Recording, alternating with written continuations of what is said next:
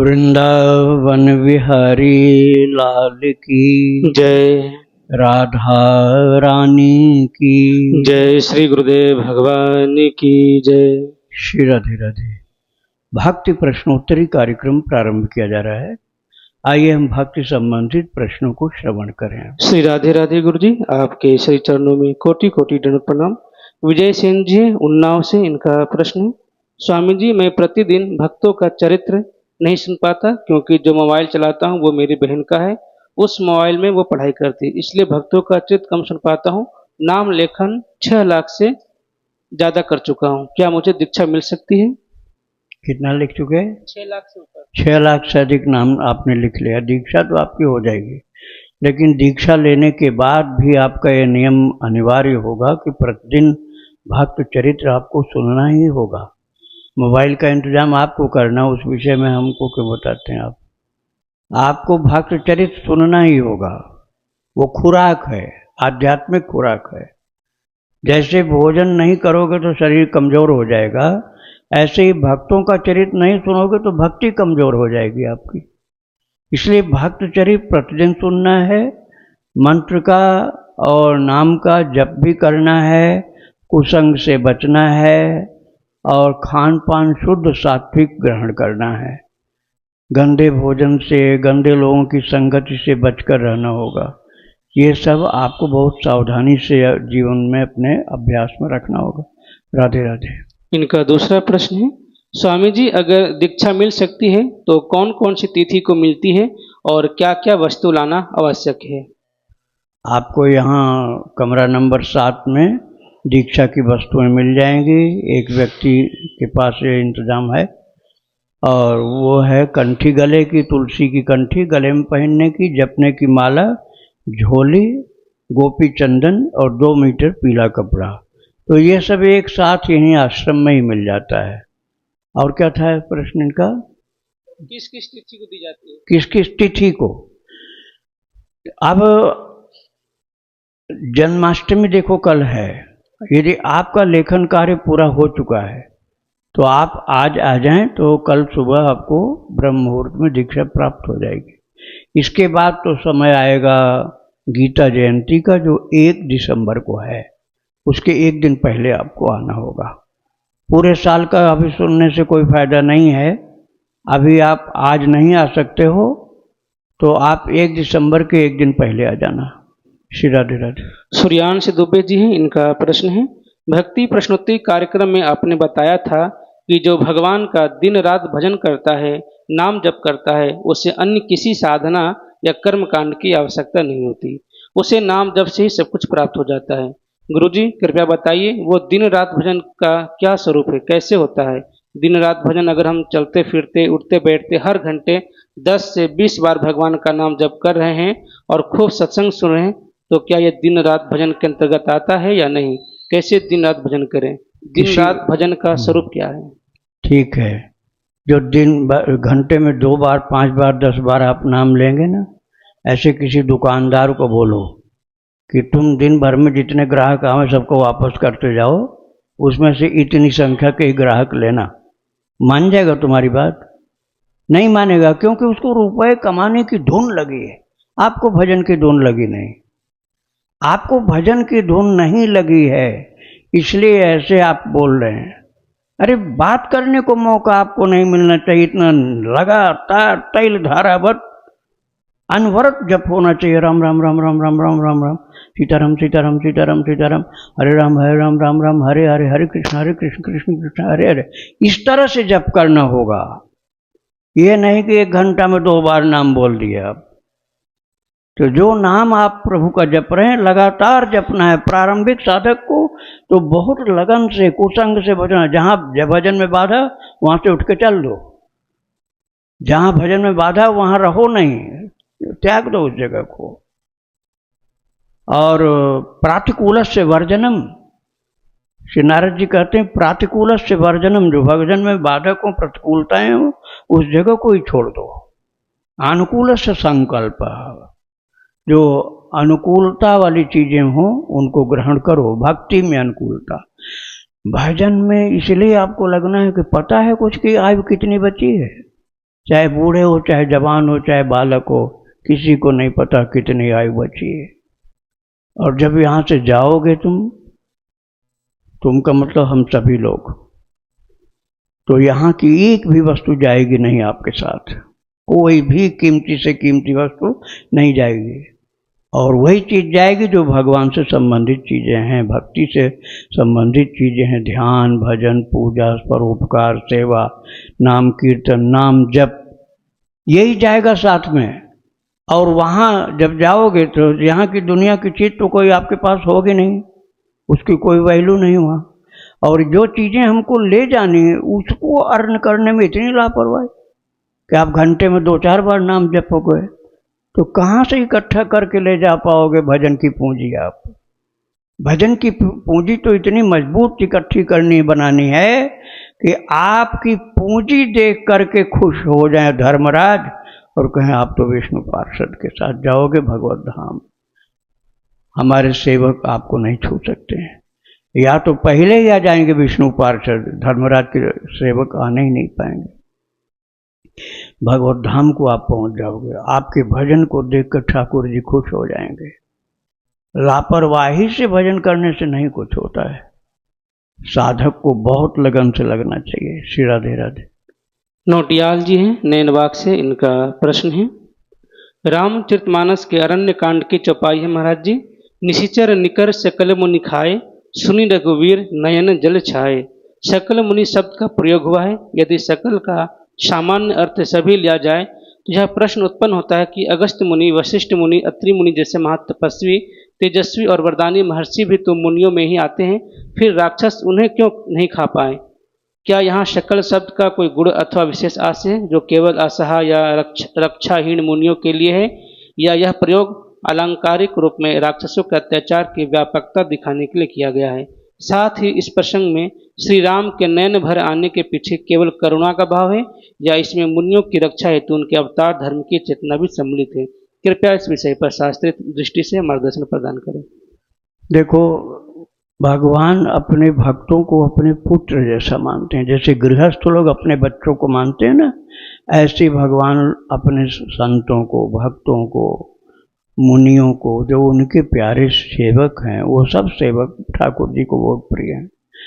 आपके भगवान ने करे ऐसा कभी हो कहीं कि कोई गांव या मोहल्ला या किसी शहर में ज़्यादा लोगों की किसी बीमारी में, किसी आपदा में मृत्यु हो जाए तो क्या कहा जाता है? सब मर गए, सब मर गए, यही कहा जाता है ना।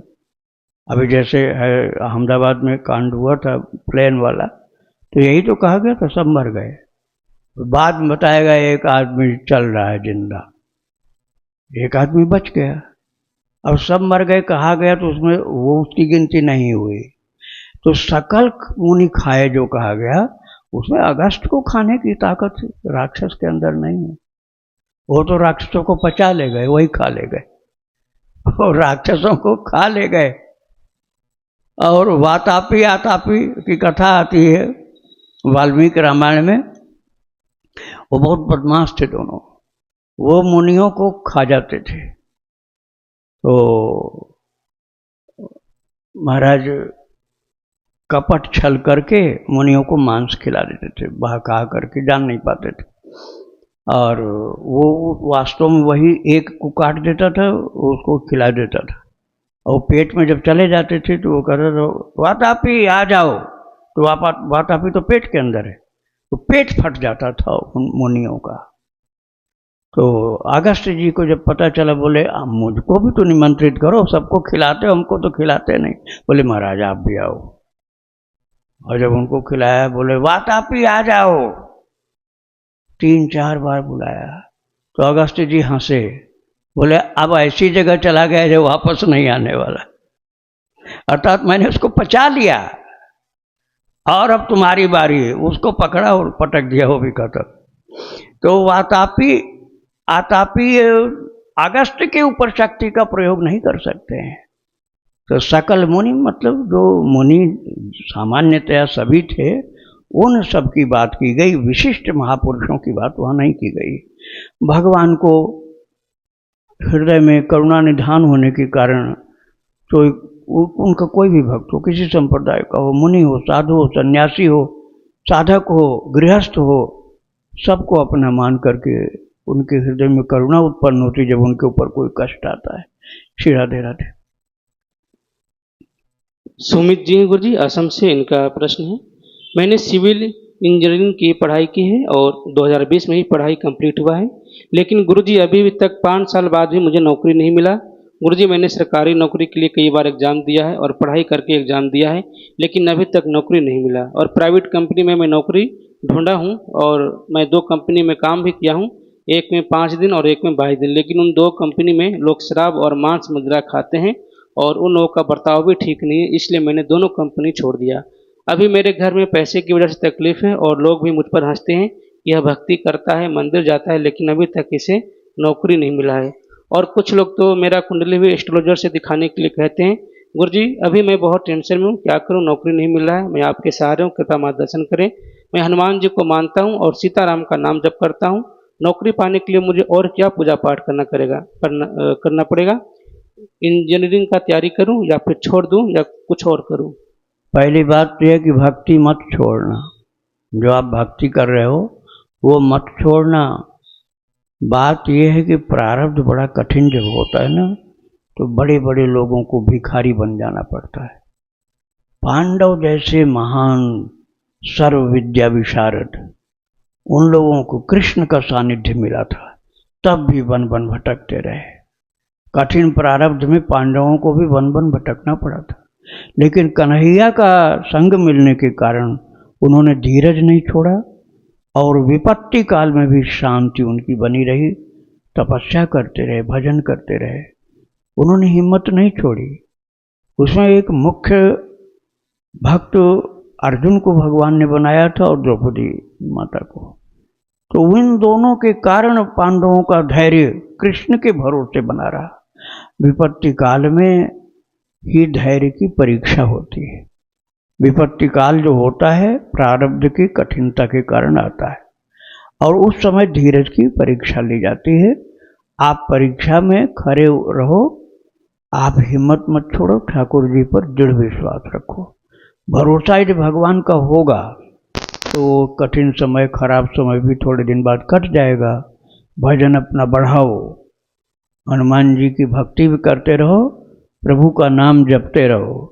आप चाहो तो गोपाल सहस्त्र नाम का पाठ करो, उससे ऐसा कार्य बन जाता है, इसलिए मैंने बताया आपको। और ये नाम जब खूब करते हो तो वही नाम गोपाल सहस्त्र नाम में भी हैं, तो फिर अलग से पाठ नहीं करना पड़ेगा। बहुत ज़्यादा मेहनत से जप करो या गोपाल सहस्त्र नाम का 11 पाठ रोजाना करो, तो ऐसे कार्य सिद्ध होते हैं। श्री राधे राधे।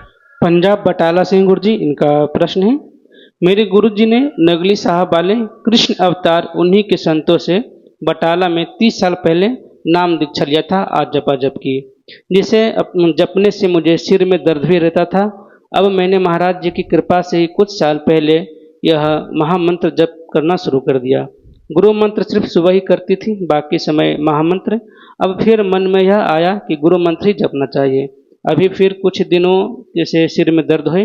मेरी नगली सरकार मेरे हृदय सम्राट है, मुझे जो भी मिला उन्हीं की कृपा से, और लड्डू गोपाल का मैंने अपना बेटा माना है। राधा कृष्ण जी को भी अपने बच्ची ही समझती हूँ। प्रेमानंद जी और आपके श्रीमुख से सत्संग भी सुनती रहती हूँ। भगवान की प्रेम करने वाली वृंदावन में आना चाहती हूँ। अकेले आने में डर लगता है। मेरी उम्र 55 है। मेरे पति दिन रात शराब पीने वाले हैं। मुझे यह विपरीत है। उनको मैंने दिल से पति मानना बंद कर दिया है। आपका सत्संग और भगवान को ही पाना चाहती हूँ, कृपया मार्गदर्शन करें। कौन सा मंत्र कितना जपूं जिससे कि ठीक हो जाए? आप अभी नाम जप करिए, मंत्र जप मत करिए। यदि आप पहले से कुछ कर रहे हो तो भले करें, नहीं तो नाम जप ही अदीक्षित के लिए संपूर्ण कामना पूर्ण करने वाला होता है। कामना किसी की हानि करने वाली नहीं होनी चाहिए। उनकी दीक्षा हो गई गुरु जी? दीक्षा हो गई? हाँ, अजप अजप। अच्छा, दीक्षा हो चुकी है तो जो मंत्र दीक्षा में आपको मिला है वही जप करिए। और उसके जपने में यदि आपको श्रम विशेष लगता है तो आप नाम जप भी करिए। और भगवान का नाम जपते समय भगवान का रूप चिंतन भी करना चाहिए। तो भगवत चरित्र, भक्त चरित्र, ये दोनों ही कल्याणकारी हैं। क्या प्रश्न और कुछ था इसमें? वो आप उनको ठीक करने के चक्कर में अपना श्रम बेकार मत करिए। आप अपनी भक्ति बढ़ाइए, अपनी भक्ति बढ़ाओ। जब ठाकुर जी की इच्छा होगी, आपकी भक्ति के ऊपर भगवान अपनी मुहर लगा देंगे, कृपा कर देंगे, और फिर वो प्रभावित हो जाएंगे, पछताएंगे, रोएंगे, लेट हो रहे हैं बस ये। बाद में उनको रोना पछताना है, सुधार तो होगा किंतु बहुत विलंब करके आएंगे। तो चिंता मत करो, आप अपनी भक्ति दृढ़ करो, उनके चक्कर में अपना समय बर्बाद मत करना। आप भगवान की भक्ति में लगे रहो। भगवान ही प्रणत कुटुंब पाल रघुराई, प्रणत कुटुंब पाल रघुराई। प्रणत जो होता था, जो शरणागत होता है, उसके कुटुंब का पालन करना भगवान का स्वभाव है। इसलिए आपके कुटुंब में ही तो वो भी हैं। तो आप पति का भाव भगवान से रखिए, ठीक है, लेकिन प्रणत कुटुंब पाल हैं प्रभु, तो आपके कुटुंब का ही पालन वो करेंगे। श्री राधे राधे। पुणे महाराष्ट्र से गुरु जी, इनका प्रश्न है, कहते हैं कि कर्म छोड़ता नहीं है। कोरोना में मुझे मेरे बेटे ने मोबाइल और पबजी गेम खेलने के लिए बहुत परेशान किया था, तो मैंने उसके सामने नहीं, पीठ पीछे बहुत गलत शब्द निकाले थे उसके लिए, और अब मैं बहुत गिल्ट फील कर रही हूँ। सिर्फ गुस्से में ही बोला था, इम्प्लीमेंट नहीं किया। उसे मोबाइल बहुत उससे मैं बहुत प्यार करती हूँ, माँ हूँ ना, इसलिए मोबाइल से बस दूर रखना चाहती थी। अब तो वह ठीक हो गया, नाम जप भी करता है, लेकिन मुझे वह कही बात बार बार मन में जलन होती है। कोई उपाय बताएं जिससे कि ये सब चीज़ें ठीक हो जाए और उसका कुछ पाप लगेगा जो मैंने बेटे को कहा था। नहीं, पाप वाली बात ठाकुर जी दूर कर दिए हैं। जब आप भक्ति में लग गए ना, सन्मुख होई जीव मोहि जबहि, जन्म कोटि अघ नाशहि तबहि। जब आप प्रभु के सन्मुख उनके शरणागत हो गए, तो करोड़ों जन्म के पाप नष्ट हो गए। अब उस बात को मत सोचो, अब आप उसके प्रति दया रखिए, उसके सुधार के लिए, भले के लिए जो कर सकते हो वो करो। श्री राधे राधे।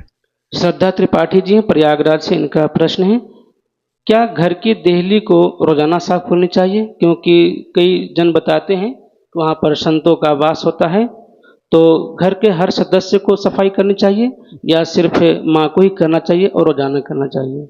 श्री राधे राधे। देहली आपको साफ करना तब जरूरी होता है जब आप उसे भगवान का मंदिर समझते हैं। उस घर को अपना घर नहीं मानो, भगवान का घर मानो। तो घर की देहली जो है भगवान के मंदिर की देहली है, तब तो साफ करना कल्याणकारी है। और यदि भगवान वाली बुद्धि नहीं है, श्रद्धा भक्ति वो नहीं है, तो फिर मकान की सफाई करना सामान्य बात होती है। श्री राधे राधे। सूर्यांश दुबे जी हैं प्रयागराज से, इनका प्रश्न है, गुरुजी एक बार आपने भक्ति प्रश्नोत्तरी कार्यक्रम में बताया था कि जो साधक रात 11 से सुबह 3 बजे तक भगवान का नाम जप करता है उसे दिव्य स्वप्न अनुभव होते हैं।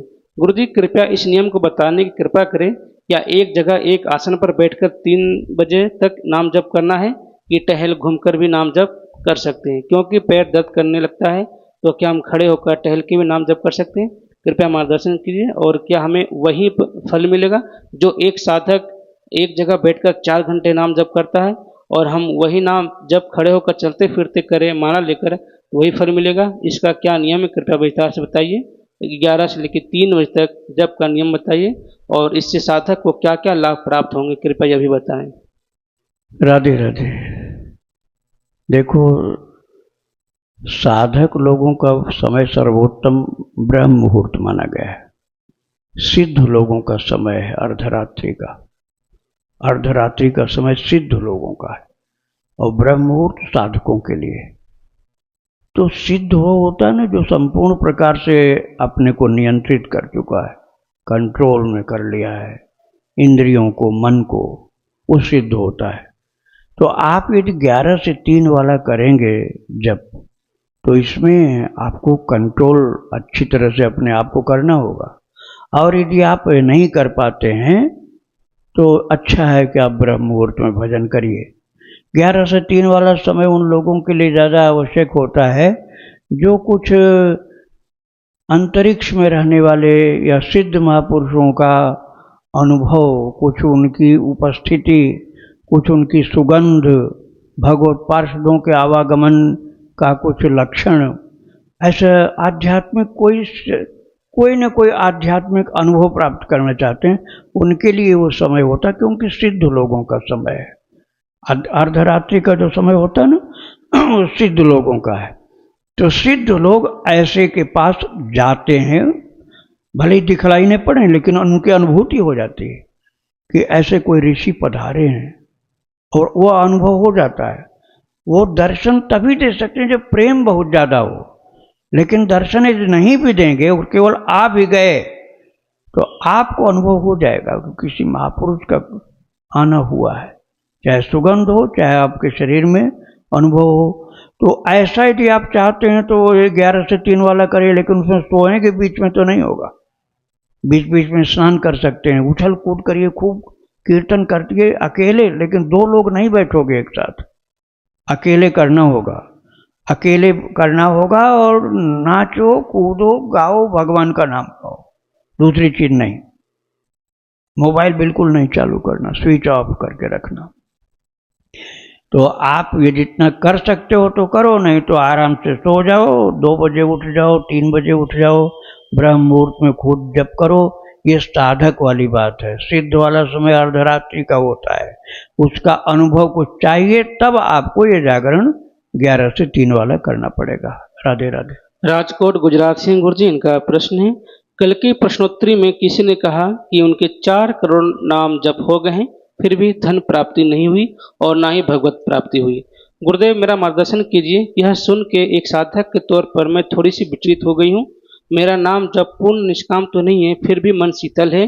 मेरा यह मानना है कि जीव को पूर्ण निष्काम तो प्रभु ही करेंगे। क्या मेरा मार्ग सही है? मेरे शायद 5 लाख नाम जप हुए होंगे काउंटर से। तो इनको क्या कामना पूर्ण नहीं हुई? एक बात ये थी उसकी, और दूसरी बात भगवान नहीं मिले, यही ना। अरे भाई, जो आप भजन करते हो वो नहीं बेकार गया। पाप का पहाड़ खड़ा हुआ है अनेक जन्मों का। शरणागति सच्ची तो है नहीं।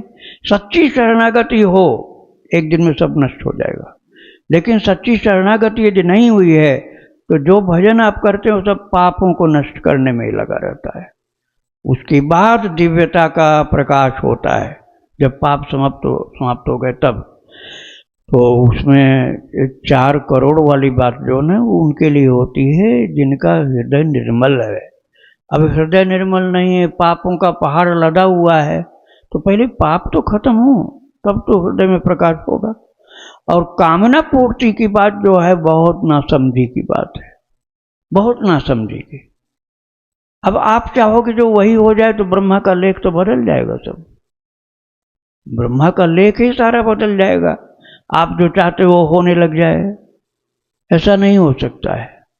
इसलिए उसमें हानि लाभ जीवन मरण यश अपयश विधियात, इस बात को याद करके जो कुछ प्रभु करते हैं हमारे भले के लिए करते, ये मानो।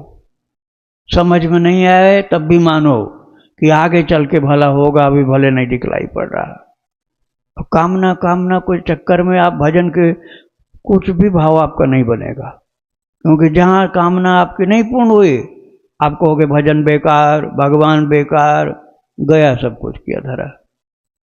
तो इसलिए भगवान की इच्छा में अपनी इच्छा मिलाओ, और जो प्रभु कर रहे हैं उसमें कृपा उनकी मानो।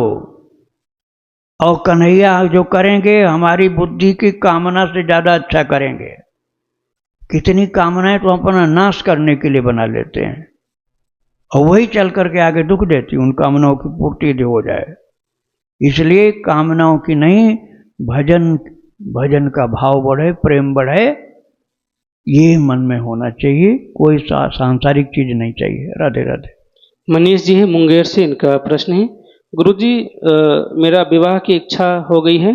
मेरे लिए हर तरह के रिश्ते आते हैं, पर एक राम भक्त लड़की नज़र में आई है। उसका बचपन से खान पान एकदम शुद्ध है, संतों के प्रति बहुत प्रेम है, जब मौका मिलता है तो संतों की सेवा भी करती है।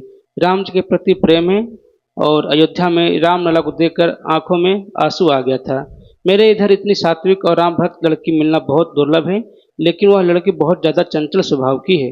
रामचरितमानस में लिखा है, राम भक्त संसार में दुर्लभ होता है। मुझे राम जी प्रिय लगते हैं और उन्हें भी मेरे लिए रिश्ते इनसे अच्छे अच्छे आते हैं, लेकिन शुद्ध खान पान और राम भक्त का एक भी नहीं आता। मेरे इधर शुद्ध खान पान वाली लड़की का मिलना दुर्लभ है, तो क्या इनकी भक्ति देखकर इनसे विवाह की बात आगे बढ़ाया जा सकता है और इनकी चंचलता को खत्म करने का कोई उपाय बताएं।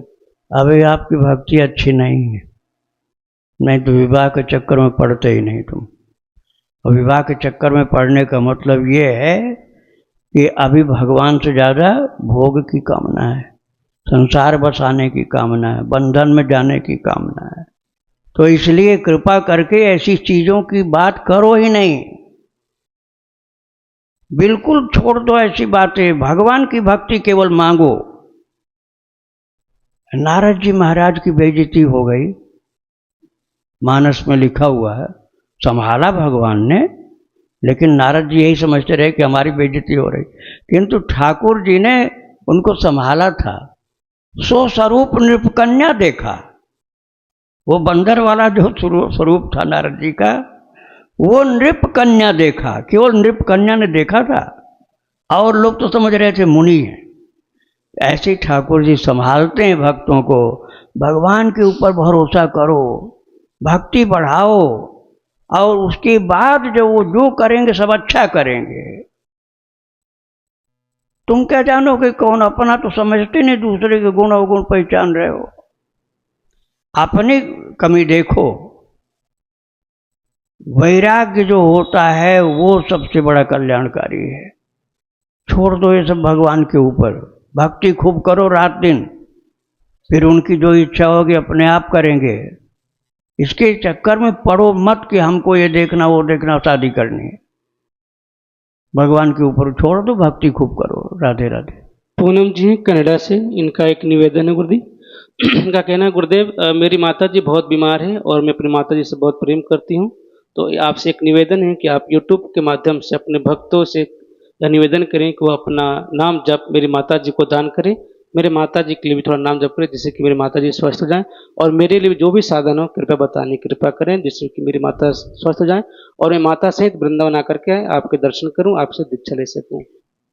दीक्षा लीजिए, भजन करिए, ये तो अच्छा है। मंत्र जप की बात जो है, अच्युतानंत गोविंद नाम स्मरण भेषजात नश्यन्ति सकला रोगाः सत्यम सत्यम वदाम्यहम्। अच्युत अनंत गोविंद, ये धन्वंतर जी का बोला हुआ है जो मैंने श्लोक बोला भी।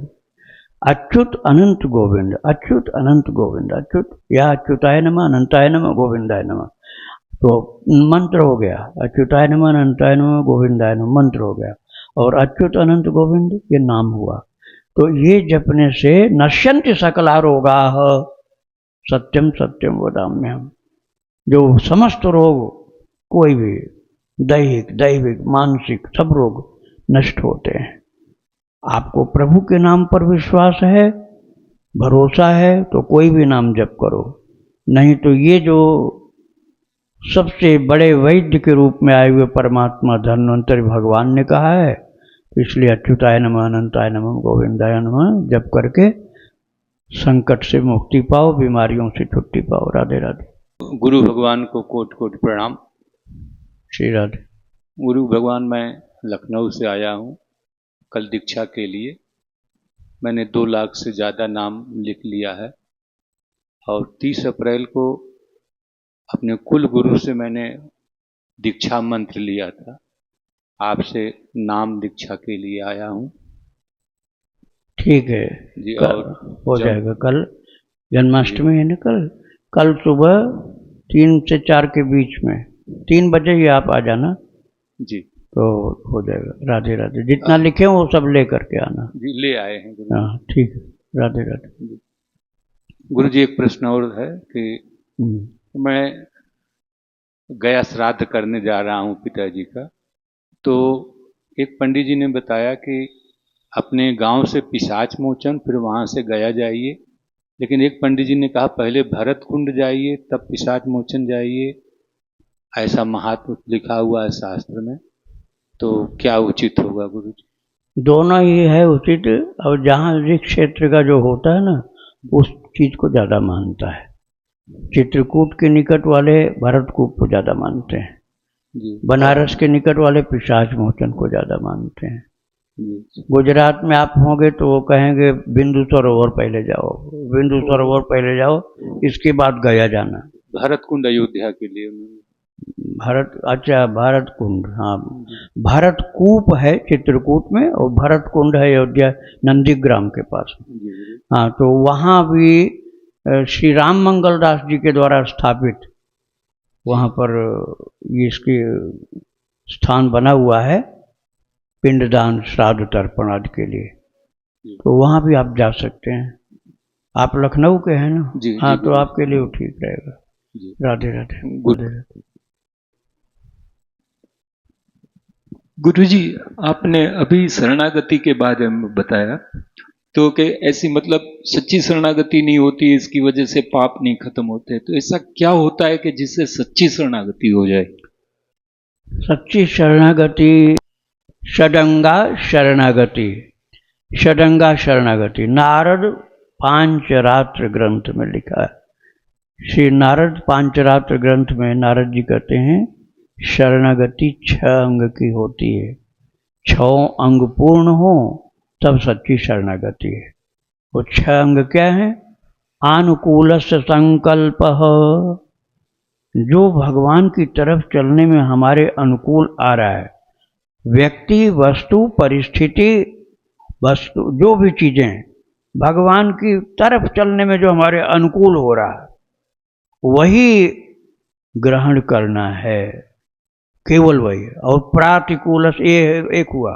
दूसरा है प्रातिकूल से वर्जनम, और जो हमको भगवान की तरफ जाने सामने से बाधा डाल रहा है, तुरंत उसका वर्जन कर दो, मतलब उसको तजिएता है कोटि वैरी सम, यद्यपि परम स्नेही जाके प्रिय न राम वैदेही। राम वैदेही जिसके प्रिय नहीं है, तजिएता है कोटि वैरी सम, यद्यपि परम स्नेही। भले ही परम स्नेही मतलब पारिवारिक हो, रिश्तेदार हो, नातेदार हो, मित्र हो, मालिक हो, तजिए, उसको छोड़ दीजिए। ये दूसरा हुआ। पहला तो अनुकूल वाले को ग्रहण कर लो, प्रतिकूल वाले को त्याग दो। रक्षिष्यतीत विश्वास, और तीसरा स्टेप क्या है? तीसरा अंग क्या है? रक्षिष्यतीत विश्वास, हमारे प्रभु हमारी रक्षा करेंगे, सदा हमारी रक्षा करते हैं, ये पक्का विश्वास रखना अंगद जी की तरह से कि रावण के दरबार में मैं अकेला जा रहा हूं, कोई उनके साथ बॉडीगार्ड नहीं जा रहा था, अकेले अंगद जी, और वहां से राक्षसों का ही पूरा दल खड़ा हुआ है। लेकिन रक्षिष्यतीत विश्वास, हमारे ठाकुर जी हमारी रक्षा करेंगे जहां भी हम जाएंगे। 3 हो गया। पहला अनुकूलता को ग्रहण करा, दूसरा प्रतिकूलता का त्याग, तीसरा रक्षिष्यतीत विश्वास, रक्षा करेंगे ही करेंगे हमारे ठाकुर जी, चाहे हम कहां भी हो, कहीं भी हो। प्रभुपाद जी इस्कॉन वाले अकेले गए थे अमेरिका भक्ति का प्रचार करने, और विश्वास था कि हमारे प्रभु रक्षा करेंगे हमारे। कितने सफल हुए, अद्भुत। गोपतृत्व वर्णम तथा, चौथा है गोपतृत्व वर्णम तथा गोपन। गोपतृत्व वर्ण अर्थात गोपन करना, क्या? जो कुछ मिल जाए, जो भक्ति में हमको मिल जाए, ध्यान में, ज्ञान में, प्रेम में, उपलब्धि में, स्वप्न में, ध्यान में, जागृत में, ठाकुर जी की अनुभूति, कृपा, जो कुछ ऐसी हो जो पहली बार हमको मिली है, बस उसको छिपा कर रख लो, किसी से बताओ नहीं। यही गोपन, गोपतृत्व वर्णम तथा 4 हो गए। और 5वां है आत्मनिक्षेप, अपने आप को हवन कर देना, कंप्लीट सैक्रिफाइस, मतलब कुछ बचा कर नहीं रखना। सारा धन और सारी जिंदगी, सारा रुपया पैसा, बल बुद्धि विद्या और सामर्थ्य जो भी कुछ हमारे पास है कन्हैया के चरणों में अर्पण, बिना कंजूसी के। भिखारी बनने को तैयार, मरने को तैयार। हमारे प्रभु के काम में जो आएगा हम कुछ भी बचाएंगे नहीं, सब अर्पण कर देंगे। इसको कहा गया आत्मनिक्षेप, अपने आप का निक्षेप, अपने आप का बलिदान कर देना, पूर्ण समर्पण हुआ आत्मनिक्षेप। फिर आखिरी बात, ये पांचवा हुआ। छठा है कार्पण्यम, अर्थात हम सब कुछ करने के बाद यही समझें कि मेरे जैसा दीन कोई नहीं, असमर्थ कोई नहीं। मोह सम दीन न दीन हित, तुम समान रघुवीर। प्रभु मेरे जैसा असमर्थ दीन कोई नहीं और आपके जैसे दीनानाथ कोई नहीं। तो ये छठों चीजें जब हो जाती हैं तब पूरा शरणागति होती है, पूरी शरणागति समर्पण होता है। राधे राधे। वृंदावन बिहारी लाल की, राधा रानी की जय। श्री राधे राधे।